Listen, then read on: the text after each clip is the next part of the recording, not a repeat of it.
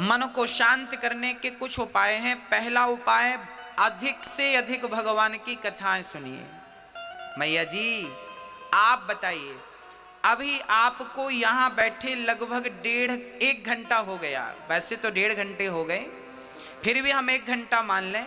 आपको यहां बैठे लगभग 1 घंटे हो गए। अब आप बताओ, इस 1 घंटा में क्या आप में से किसी का भी मन भटका? आप अपनी बात करिए और प्रत्यक्ष बात करिए, सबूत के साथ बात करिए, प्रमाण के साथ बात करिए। आप यहां 1 घंटे से बैठे हैं, इस 1 घंटे में आप में से किसी का मन भटका? हाँ या ना?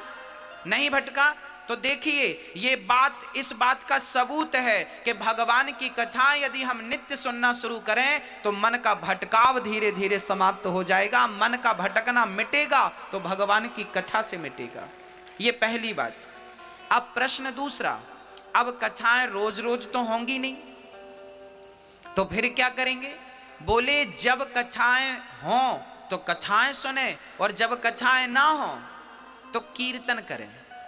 बैठ जाएं घर में, मंदिर में, कहीं भी, और कीर्तन करें। श्री कृष्ण गोविंद हरे मुरारी, हे नाथ नारायण बा, श्रीमन नारायण नारायण नारायण।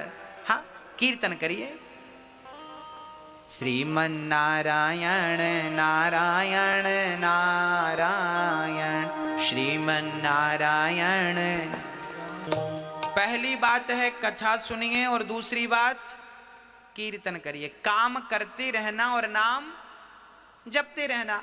अब जैसे हमारी माताएं सुबह सुबह बच्चों को टिफिन बनाती हैं, बच्चों को स्कूल भेजती हैं, जैसे आप उठो, आंख खुलते ही कीर्तन करने लग जाओ, श्रीमन नारायण नारायण। नहा रहे हैं तो नहाते जाओ, श्रीमन नारायण नारायण ना। इसके बाद कपड़े पहन रहे हैं, कपड़े पहनिए, कीर्तन।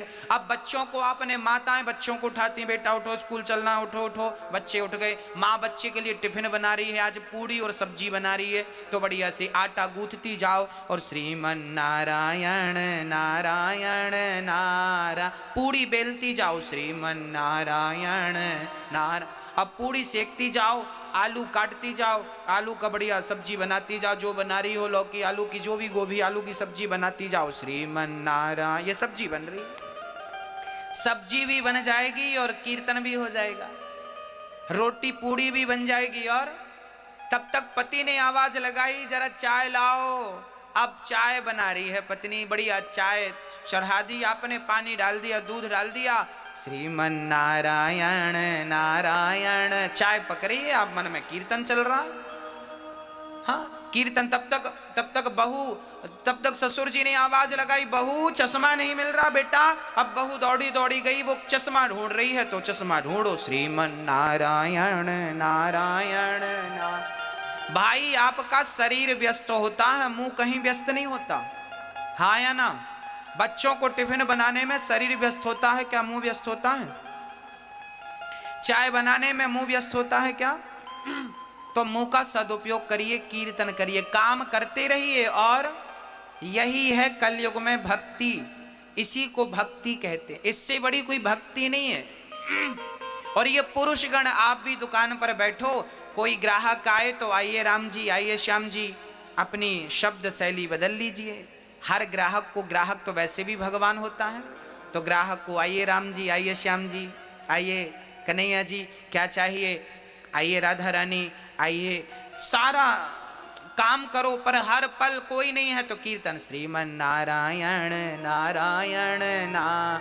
किसान लोग खेती कर रहे हैं, कुदाड़ी फावड़ा चला रहे हैं, ट्रैक्टर चला रहे हैं, बुवाई कटाई जुताई जो कर रहे हो सब करो, पर काम करते समय, ट्रैक्टर चलाते समय आपका मुंह व्यस्त होता है क्या? कटाई और जुताई करते समय मुंह व्यस्त होता है क्या? अरे भाई, मुंह से नारायण नारायण कहते जाओ। भगवान ये नहीं कहते कि तुम बैठ के आधा घंटा मेरा जाप करो ना, भगवान ये नहीं कहते तुम माला लेके जाप करो। भगवान ये कहते हैं कि तुम काम बराबर करो, कर्मण्येवाधिकारस्ते, तू कर्म कर, पर काम को करते समय मुझे भूल मत जाना। प्रार्थना करते रहो कि हे नाथ, मैं आपको कभी भूलूं नहीं। एक बार बोले सभी लोग, हे नाथ हम आपको कभी भूले नहीं, हे कृष्ण मैं आपको कभी भूलूं नहीं। हे नाथ, मैं आपको कभी भूलूं नहीं। हर हाल में भगवान का चिंतन करती रहिए, उन्हें भूलिए मत। बस आदत बुरी सुधार लो, हो गया भजन। यही तो भजन है, अलग से कुछ करना नहीं है आपको। तो मन को वश में करने के हमने कितने उपाय बताए, बताइए आप। मैया जी, ओ मैया, ओ मेरी माँ, कितने उपाय बताए हमने, बताओ। मन को वश में करने के कितने उपाय बताए, कौन कौन से? मैया आप बताओ, कौन कौन से उपाय बताए? मैया आप बताओ, आप आगे बैठी हो सबसे आगे, आप बताइए कौन कौन से उपाय बताए। हाँ आप ही बताइए। पहला उपाय क्या था? नहीं सुना आपने? नहीं सुना? नहीं सुना आपने? कौन सा बताइए? मैया आप बताइए, आप चश्मा लगाए बैठी हैं, दूसरा उपाय बताइए, बताइए क्या बताया हमने? दूसरा क्या उपाय बताया मन को वश में करने का? हाँ, लो, तुरंत का तुरंत याद नहीं है, घर जाके पता नहीं क्या याद रहेगा। इसलिए कहते हैं बात को जरा ध्यान से सुनिए, मन को पूर्ण रूप से लगाइए, है ना। मन को वश में करना हो तो पहला काम है भगवान की कथाएं ज्यादा सुनो, दूसरा काम है कीर्तन ज्यादा करो। काम करते रहो और नाम जपते रहो। ये दो चीज यदि आपके अंदर आ गई तो मन धीरे धीरे, कितना भी बिगड़ा हुआ मन क्यों ना हो, वो धीरे धीरे केंद्रित हो जाएगा। और याद रखना मेरी माँ, जिस दिन मन बिल्कुल शांत हो गया, उस दिन, उसके दूसरे दिन नहीं, उसी दिन परमात्मा की प्राप्ति आपको हो जाएगी। मैं आपको एक छोटा सा एग्जाम्पल देख के समझाता हूं। यदि सुई हिल रही है तो क्या हिलती हुई सुई में कोई धागा डाल सकता है? कहो हाँ या ना? नहीं। धागा डालने के लिए सुई को क्या करना पड़ेगा? स्थिर करना पड़ेगा। सुई स्थिर है तो उसमें धागा आसानी से चला जाएगा। उसी प्रकार मन जिस दिन स्थिर हो जाएगा, उस दिन परमात्मा आसानी से आपके मन मंदिर में प्रवेश कर जाएगा। मन तो स्थिर हो, मन ही स्थिर नहीं है। मन की गति है अटपटी, झटपट लखे न कोय, और मन की जब खटपट मिटे तो झटपट दर्शन होए। मन के हारे हार है, मन के जीते जीत, और मन ही मिलावत राम से, मन ही करत फजीत। सारी गति मन की ही है। मन, गीता में लिखा है मन एव मनुष्याणाम बंधनम मोक्ष कारणम। ये मन ही बंधन का कारण है और मन ही मोक्ष का कारण है। मैया जी, बंधन का कारण क्या है? मन। और मोक्ष का कारण क्या है? मन। ये मन ही बांधता है और ये मन ही मुक्त करता है। अब आप कहेंगे महाराज जी मन बांधता भी और मुक्त करता, ये कैसे? देखिए, चाबी ताले की एक ही होती है। उस चाबी को आपने इधर कर दिया तो ताला बंद, और चाबी को इधर कर दिया तो ताला खुल गया। बस मन को इधर लगाया, मन को इधर लगाया, पत्नी में, पति में, बच्चों में, परिवार में, मन को इधर लगाया तो बंधन है, और मन को उधर लगा दिया परमात्मा में तो मोक्ष है। यही तो बंधन है, यही तो मुक्ति है। ये मन ही चाबी है। आप इसे कितनी गंभीरता से सुन रहे हैं और समझ रहे हैं मुझे नहीं पता, पर मैं आज जीवन की कुंजी अर्थात चाबी आपको दे के जा रहा हूं कि मन ही बंधन है और मन ही मोक्ष है। मन ही आपको भवसागर से मुक्त करेगा और मन ही फंसाए रखा है अभी आपको। हाँ, आपको छत में जाना हो तो कैसे जाते हैं आप लोग? सीढ़ी से। और छत से नीचे आते हैं तो कैसे आते हैं? सीढ़ी ही ऊपर ले जाती है और सीढ़ी ही नीचे लाती है। ये मन सीढ़ी है। ये मन भगवान में लगाओगे तो ये मन ऊपर ले जाएगा, और मन संसार के विषयों में लगाओगे ना तो मन नीचे गड्ढे में लाके डाल देगा। मन ही सीढ़ी है। अब आप समझिएगा, ये जो मन है इसे शांत कैसे किया जाए? कथा और कीर्तन से शांत किया जा सकता है। अब मैं मन की कितनी विकृतियां हैं मैं उन पर प्रकाश डालता हूं। अच्छा मैया जी ये बताओ, आपके दुख का कारण क्या है? बताइए। आप कहती हो ना महाराज जी हम बड़े दुखी हैं, हम बड़े परेशान हैं, हमारे साथ ये हो रहा है, हमारे साथ। आपके दुख का कारण क्या है? जोर से बोलो। आपके दुख का कारण है मन। क्या कारण है? अब आपको स्पष्ट करके बताऊं दुख का कारण मन कैसे है। आइए समझते हैं, बहुत गंभीरता से समझिएगा। आज मैं मन से जुड़ी हर चीज पर प्रकाश डालूंगा ताकि मन को लेके जितने भी डाउट हैं आपके भीतर वो क्लियर हो जाए, संदेह समाप्त हो जाए मन को लेकर। और मन बहुत बड़ी चीज है, समझिएगा। अच्छा एक बात बताइए, हमारी माताएं इतना सा पेंडल सोने का पहने गले पे, उसे भी मंगलसूत्र कहते हैं। और माताओं से कहो क्यों इतने से पेंडल से तुम खुश हो? नहीं, मन कहता है इतना बड़ा हो, कम से कम 4 लोगों को दिखे तो कि हमारे गले पे कुछ है। तो बताइए, आप इतना सा सोने का पेंडल पहनोगी तो भी सुहागिन रहोगी, पर इतना बड़ा होना चाहिए, ये किसकी इच्छा है? किसकी इच्छा है? मन की इच्छा है। अरे 100, 150, 200 रुपए की साड़ी पहन लोगी ना तो आपका शरीर ढक जाएगा, पर कम से कम 1000 रुपए की हो, ये किसकी इच्छा है? मन की। हाँ, आपका गुजारा तो छोटी सी गाड़ी से भी हो जाता है, पर बड़ी कार हो, किसकी इच्छा है? अरे गुजारा तो छोटे से घर में भी हो जाता है, पर बड़ा आलीशान बंगला हो, ये किसकी इच्छा है? ये आपकी इच्छा नहीं है, ये तो मन की इच्छा है। पूरी जिंदगी आपका मन आपसे गुलामी कराता है और आप अपने मन की गुलामी करते हैं, और मन की इच्छाएं पूरी करते करते करते करते आप खुद पूरे हो जाते हैं। क्या मन की इच्छाएं पूरी होती हैं?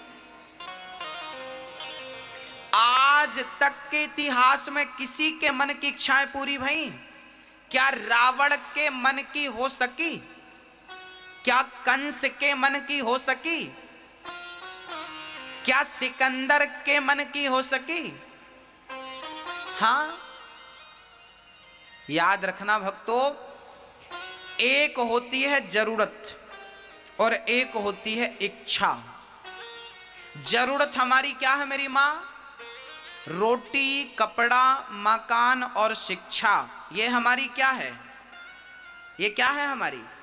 ये हमारी जरूरत है। रोटी, कपड़ा, मकान, शिक्षा हमारी जरूरत है, पर हमारी गाड़ी हो, बंगला हो, नाम हो, पद हो, प्रतिष्ठा हो, खेती हो, बाड़ी हो, ये क्या है? ये जरूरत नहीं है, ये तो इच्छा है। और जरूरत तो भिखारियों की पूरी हो जाती है, और इच्छाएं तो बड़े बड़े राजा महाराजाओं की पूरी नहीं होती। इसलिए जिंदगी जरूरत के हिसाब से होनी चाहिए, इच्छाओं के हिसाब से। जिंदगी में जरूरत तो हो मेरी मां, पर जिंदगी में इच्छाएं ना हो।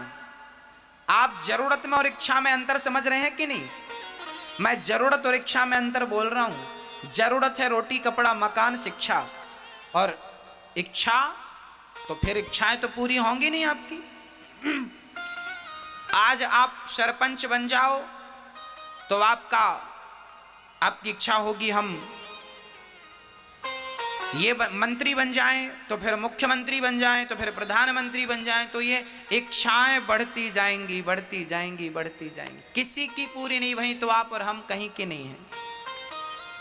इसलिए मन को ज्यादा तवज्जो ना दें, मन को ज्यादा आप महत्व ना दें, मन को पड़े रहने दीजिए। मन की ज्यादा ना सुना करो। आप लोग ना मन की सुनते हो, इसलिए वो आपको परेशान करता है।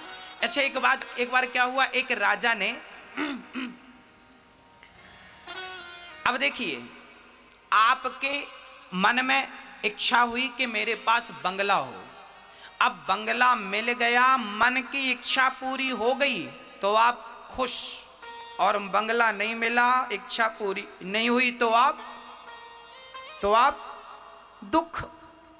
सुख और दुख कहीं बाहर से नहीं आते, मन की इच्छाएं पूरी हो जाना ही सुख है और मन की इच्छाएं पूरी ना होना ही दुख। सबके साथ स्त्रियों की इच्छा है कि मेरे गले पे बड़ा हार हो, मिल गया तो खुश और नहीं मिला तो दुख। पुरुष की इच्छा है मेरी खेती बाड़ी हो, मेरा नाम हो गया खुश, नहीं हुआ दुख। एक छोटी सी बच्ची रो रही थी, पापा मोबाइल दिला दो, पापा ने मोबाइल दिला दिया तो खुश और नहीं दिलाया तो दुख। तो सुख और दुख आपकी इच्छाओं पर निर्भर हुआ कि नहीं? इच्छाओं से उत्पन्न हुआ ना।